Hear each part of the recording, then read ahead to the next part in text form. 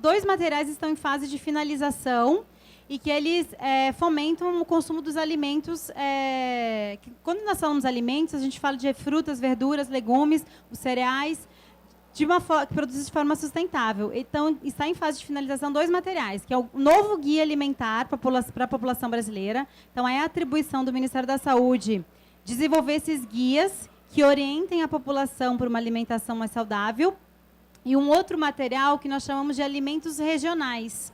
E o que é esse material? Porque também nós estamos observando que a população brasileira está deixando de consumir frutas, verduras e legumes que são produzidos na região e estão consumindo os alimentos que são produzidos em grande escala, provavelmente produzidos em maior quantidade. Então, esse material que o Ministério da Saúde está finalizando é para tentar fazer com que o brasileiro volte a consumir os alimentos que são, de fato, produzidos localmente na região e que são ricos em vitaminas e minerais. Então, o Ministério da Saúde tem esse papel de orientar a população brasileira para uma alimentação mais saudável e também para formar os profissionais de saúde que estão próximos da população para que esses profissionais estejam preparados para orientar aquela população sobre uma alimentação mais saudável e também para apoiar localmente a agricultura familiar, a comercialização de alimentos. Porque o profissional de saúde não basta só orientar que aquele indivíduo precisa comer frutas e verduras, mas o profissional de saúde também tem que saber se naquele território o alimento está disponível, qual o preço dele, se é produzido pela agricultura familiar, se é um produto orgânico. Então, o profissional de saúde ele tem um papel muito articulador para promover a alimentação saudável. A gente vai só complementar uma ou duas coisas aqui, a gente abre a conversa depois aqui, né? Só para complementar, depois a Daniela vai complementar também uma outra informação ainda. Isso envolve também esse plano nacional, a gente incentivar, por exemplo, sementes crioulas e varietais, em vez de sementes, né, produzidas pelas grandes multinacionais e que pode ser usadas às vezes 1 ano, 2 anos, depois são eliminadas, né? Voltar aquela coisa dos saberes populares, saberes das raízes, das comunidades tradicionais, e incentivar isso, e está sendo incentivado em todo o Brasil. Também tem a ver muito com parte que a Gisele falou aqui, da questão de envolver universidades. Então, nesse Congresso Brasileiro de Agroecologia que teve essa semana no Rio Grande do Sul, tinha uma quantidade enorme de estudantes na área de agronomia, de veterinária, e assim por diante, professores de universidades, que a gente quer ver se a gente consegue implantar também as escolas família agrícola, toda uma visão de conhecimento, de produção de conhecimento, de pesquisa e assim por diante, que beneficie o conjunto da população. E por fim, nessa minha fala aqui, também envolve muito, que acho que interessa para quem mora, muitas vezes na cidade, por exemplo, São Paulo, incentivo a feiras populares, feiras que já acontecem em muitos lugares, tem que ser muito mais incentivadas ainda, e que feiras de preferência com produtos agroecológicos e orgânicos. E, aos poucos, chegar também nos supermercados. E não ser mais a alimentação agroecológica e orgânica apenas aquilo que a gente chama um nicho de mercado. Ah, tem uma prateleirazinha lá, onde tem também produtos agroecológicos e orgânicos, que são muito mais caros que os demais. Não, aos poucos nós queremos chegar que se igualem ao resto dos produtos. E que a gente saiba que aquilo ali, o tomate aquele não tem veneno. Não é aquele tomate bonitão que a gente vai comer e não sabe de onde vem e como é produzido. Mas que ele tenha um selo de qualidade e que comece a se espalhar, né, por todos os supermercados, que cada um possa comprar e, portanto, também seu preço seja semelhante a qualquer outro tomate que a gente vai comprar ou qualquer outra verdura, fruta e que a gente vai comprar em qualquer lugar. Daniela. Bom, gente, o Selvino aqui me chamou a atenção da importância de também contar um pouco sobre um outro programa importantíssimo, também que a gente chama de um programa de compra governamental, porque também está relacionado a recurso que o governo federal repassa para a aquisição de alimentos, é o Programa Nacional de Alimentação Escolar, o PNAE. Não sei se vocês sabem, mas o governo federal repassa recurso todo ano para os estados e municípios comprarem o lanche que vai ser servido nas escolas da rede de ensino. A lei que institui o Programa Nacional de Alimentação Escolar tem um mecanismo que também incentiva a aquisição dessa merenda por parte dos agricultores familiares. Então, tem um estímulo, um dispositivo dentro da lei que estimula, dizendo que, no mínimo, 30% da aquisição realizada pelos estados e municípios para abastecer aí a rede de ensino seja realizada pela agricultura familiar. Então, isso reforça o que a Gisele falou aqui agora há pouco, né? Se o município adquire o alimento que vai ser entregue nas escolas da agricultura familiar, você garante que aquele alimento que vai ser servido na escola, ele vai ser um alimento que faz parte do hábito alimentar daquele município, daquela região. Então, isso é um fator também extremamente importante que estimula aí todas as ações de promoção de segurança alimentar e nutricional.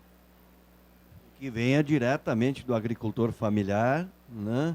E, portanto, possa permitir que ele fique no campo, não tenha mais o êxodo rural, ele possa ser beneficiado, possa se organizar em associações cooperativas e, por fim, ajude a sociobiodiversidade, que é uma outra questão central. Nós todos sabemos, o clima anda louco, não é por acaso. Se ele anda louco é porque o homem está destruindo a natureza, usando métodos de produção agrícola e insumos defensivos, venenos, agrotóxicos, sementes transgênicas e assim por diante, que destroem a natureza e mudam o equilíbrio da relação homem-natureza. Então, por isso que eu disse lá no início, é muito mais que apenas consumir produtos adequados e saudáveis. É uma nova visão de mundo, são novos valores, é uma nova forma de a gente se relacionar também com a natureza. Luana quer acrescentar alguma coisa, senão a gente abre a conversa aí. Abre a conversa, perguntas, questões, não é só para perguntar, é para vocês darem opinião, é para vocês, nós estamos aqui em termos de governo, Ministério da Saúde, Secretaria-Geral da Presidente da República, Ministério do Desenvolvimento Social, Ministério do Desenvolvimento Agrário, para nós é importante também ouvir opiniões, sugestões e assim por diante. Bom, eu vou abrir o debate. É bom dizer o nome, de onde é e tal, para a gente ter uma ideia e todo mundo saber quem é. Se quiser, claro. Não tem problema. Meu nome é Ronaldo, eu moro em Ubatuba. Vocês citaram aqui uma série de iniciativas e planos que são muito bonitos, merecem nossos aplausos. Eu tenho certeza que vocês são pessoas sérias, estão motivadas com as vossas funções, compromissadas, e, portanto, eu espero de vocês uma explicação da minha visão crítica que eu tenho em relação a isso aí. Eu acho que esse governo Dilma, responsável por essas iniciativas, é, no meu entender, também o maior inimigo delas. Vejo atitudes incoerentes e controversas. Qual a mensagem que esse governo passa, que eu recebo? Primeiro eu vou falar do agrotóxico, né? O agrotóxico está aí, deita e rola. A Cátia Abreu hoje, que é a maior apologista do agrotóxico, é uma grande amiga da presidente, é uma aliada de primeira hora. O transgênico, que para mim é o outro grande inimigo da alimentação de qualidade, entrou no Brasil a partir do governo Lula.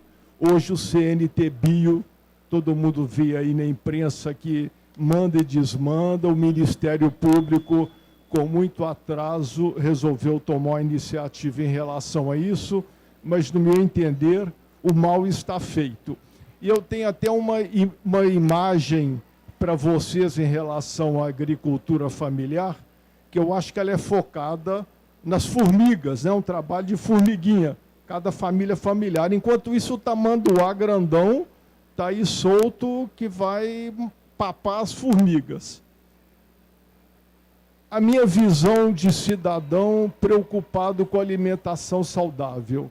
Lá em casa, regularmente, nós consultamos a internet para saber quais são os alimentos que estão sendo considerados os mais venenosos nas últimas classificações. Uma semana é o pepino, a outra é o pimentão, a outra é o morango, e cada vez mais frutas, mais legumes, mais alimentos nós temos que tirar da nossa lista, porque são notoriamente contaminados por agrotóxicos e a situação não melhora. E falando em incoerências, eu queria comentar ali com a companheira uma outra incoerência que eu vi desse governo recentemente. Vou dar o testemunho para você. Eu estava num fórum com a ministra do Desenvolvimento Social. Ela apresentou lá com muito orgulho o programa das cisternas, né? Que, além de resolver o problema da água, gera emprego local, porque as pessoas trabalham, constroem. E eu fiz uma crítica à decisão do governo de passar a importar essas cisternas, que agora elas são produzidas, em vez de gerar emprego aqui, são produzidas fora do país, são plásticas, e há pouco tempo aí foi uma grande burrada. Deixaram milhares de cisternas juntas lá no depósito, pegou fogo em uma, pegou fogo nas milhares. Aí ela falou que, infelizmente, não podia fazer nada, porque era uma decisão do Ministério do Desenvolvimento Agrário. Desculpa, integração. Então, infelizmente, reforço essa visão crítica para vocês, que vocês me digam o que o cidadão pode fazer em relação a essas incoerências desse governo. Muito obrigado.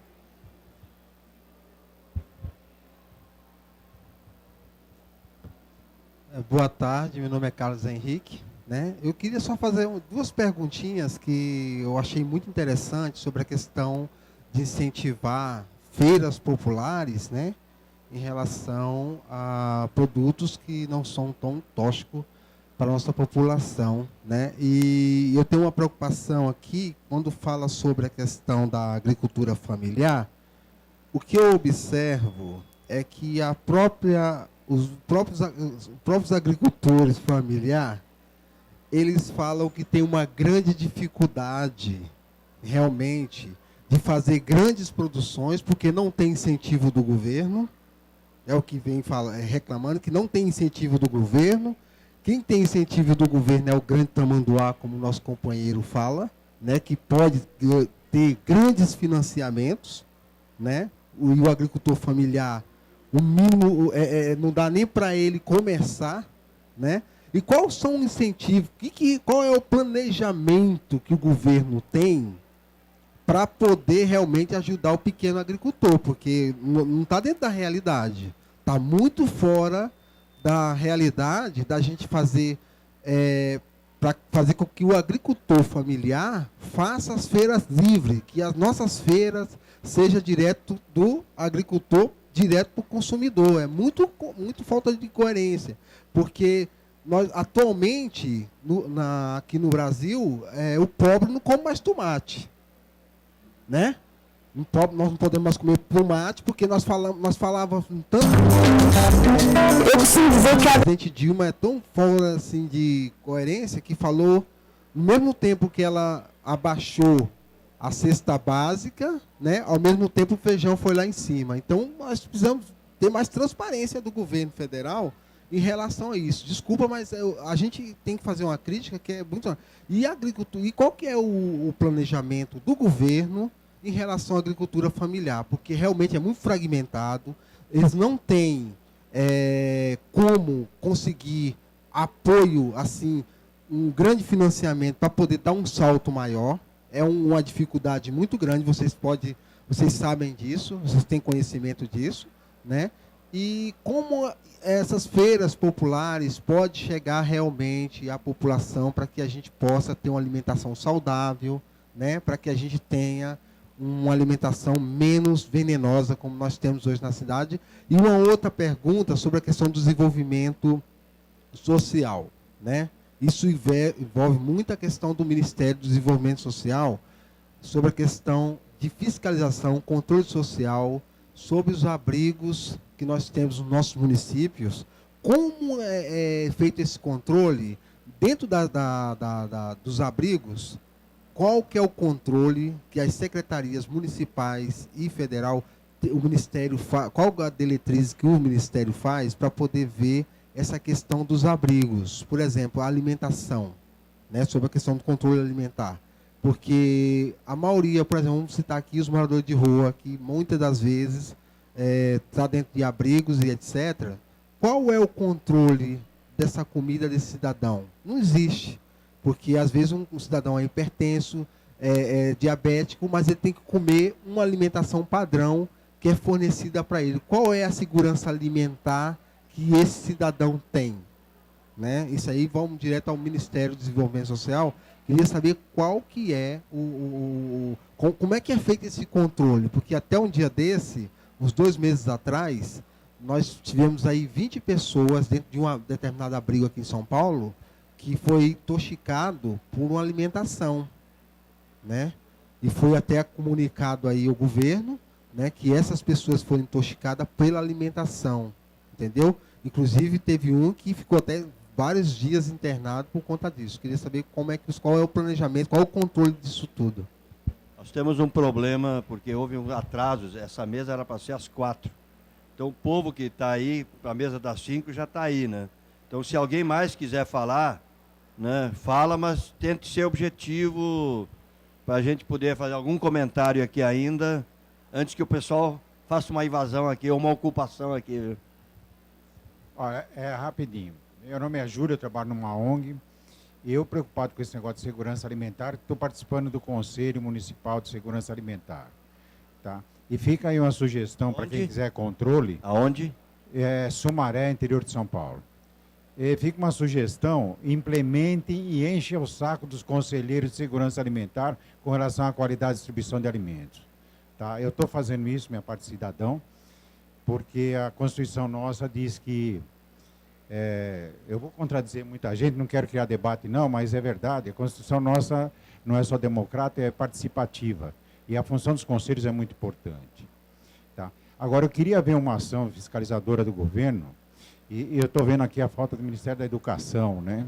Porque nas escolas tem verdadeiras lixonetes, e isso me incomoda ferradamente. A gente está numa campanha muito séria com relação a isso. Tem algum programa que, para a gente abordar muito forte isso, porque é complicado. E a gente, como conselho, nossa atuação é muito restrita, tá? Mas a gente enche o saco e reclama, vai na imprensa, usa as ferramentas que a gente tem. Está funcionando.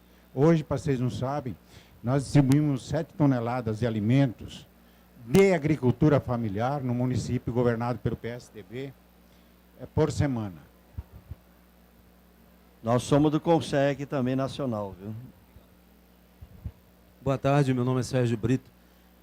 Eu trabalho com jardinagem, paisagismo e tenho um sonho que acho que em breve vou realizar, de fazer jardins verticais com flores também e dar preferência a hortaliças.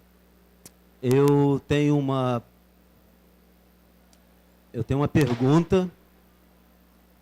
Eu tenho uma pergunta que não é uma crítica, mas dependendo da resposta, pode ser uma sugestão. E eu observei que o senhor está anotando e eu estarei satisfeito a posteriori, mesmo que a todas as nossas colocações e perguntas não tenham uma resposta agora, devido à questão do tempo, né, também, mas os senhores e as senhoras levando essas questões, quem sabe, né, as respostas virão no decorrer do andamento do Plano Nacional. E eu quero parabenizar a atividade, a iniciativa, porque, no mínimo, a coisa está andando, né? Porque é a primeira vez que eu participo de um evento que é lá do governo federal. Eu me sinto o cara agora, sabe? É a primeira vez. Eu já participei de alguns eventos, Belfort Roxo, no Rio, municipal, alguns, no máximo, estaduais. Mas, graças a Deus, aqui estou num evento tocado pelo governo federal.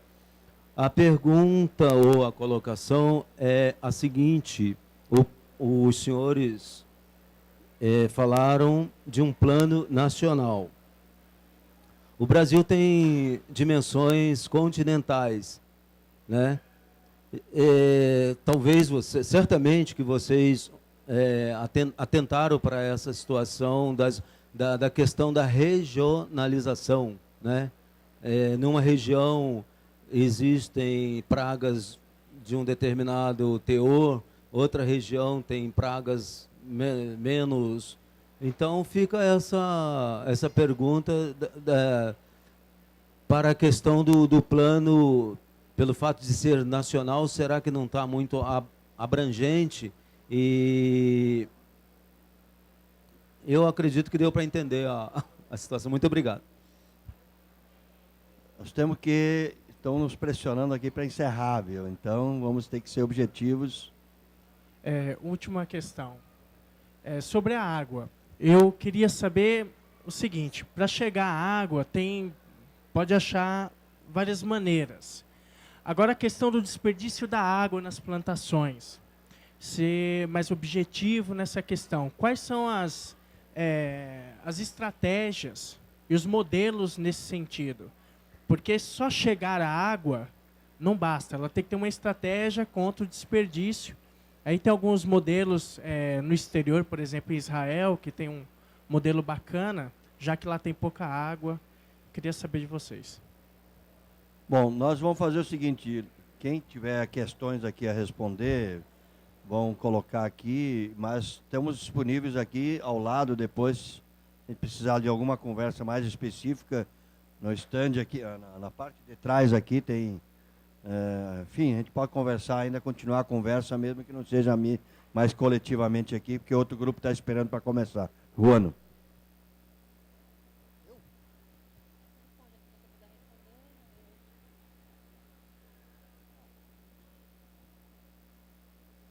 Pessoal, primeiro ficou legal, ficou bem legal porque a ideia era para ser uma conversa e nós viemos com o espírito que é o espírito do governo, de construir de forma participativa como foi construído esse Plano Nacional de Agroecologia e Produção Orgânica e outros planos nacionais que também foram construídos. Eu não vou me prender numa ordem de pergunta e resposta, mas eu queria fazer alguns comentários aqui, dizendo o seguinte, que primeiro, recebo todas as questões, até críticas, como colaborativas, como um espírito construtivo, né? E também esse deve ser o espírito nosso de construção. Eu quero dizer o seguinte, as questões que foram levantadas a primeira questão, desculpa, eu não consegui ouvir teu nome, Ronaldo. O Ronaldo traz uma leitura que eu acho que é importante, do meu ponto de vista, até para dizer que o governo está exatamente indo na direção de tentar resolver esses problemas. Ao contrário, obviamente, da sua colocação de que o governo não está indo na direção de enfrentar esses problemas. O lançamento do Plano Nacional de Agroecologia e Produção Orgânica, ele responde praticamente a todas as questões que você colocou, enquanto perspectiva e organização de ação do governo na direção de diminuir o agrotóxico, diminuir o resíduo nos alimentos, de fazer com que efetivamente haja uma maior inclusão da agricultura familiar. Depois eu quero falar um pouquinho da agricultura familiar, porque até o dia 17 de outubro passado, agora recente, nós não tínhamos um Plano Nacional de Agroecologia e Produção Orgânica. E nós já tínhamos lá o resíduo, como temos hoje o resíduo de agrotóxico no alimento. No Plano Nacional existe uma iniciativa importante, que ela é tão importante que ela está como uma das metas do plano, que é a implantação de um Programa Nacional de Redução do Uso de Agrotóxicos. Tem 125 iniciativas no plano. Uma delas é exatamente, que já está constituído um grupo agora para começar a trabalhar, de montar um Programa Nacional de Redução do Uso de Agrotóxicos. É óbvio que também, quando nós estamos falando de produção agroecológica e produção orgânica, nós estamos falando de uma produção que prescinde completamente do uso de venenos, não usa absolutamente venenos. E você tem o outro lado lá, que é o outro extremo, que usa de forma exagerada veneno e ainda venenos que não deveria nem utilizar em doses adequadas. Esses dois extremos, você não vira de uma hora para outra na política pública, que é um governo heterogêneo, que é um governo que tem, sim, produção de transgênico dentro do governo, tem uma Embrapa que já faz, inclusive, variedade transgênica, e tem, ao mesmo tempo, um conjunto de iniciativas defendendo semente crioula, investindo recursos enormes para a produção de semente crioula. Então, nós temos uma disparidade, uma disputa dentro do governo. A disputa que existe na sociedade, na economia e tal, ela existe dentro do governo também. O governo não é monolítico, esse governo não é autoritário, ele não é verticalizado para essa ou para aquela posição. Ele tem tanto essa quanto aquela posição.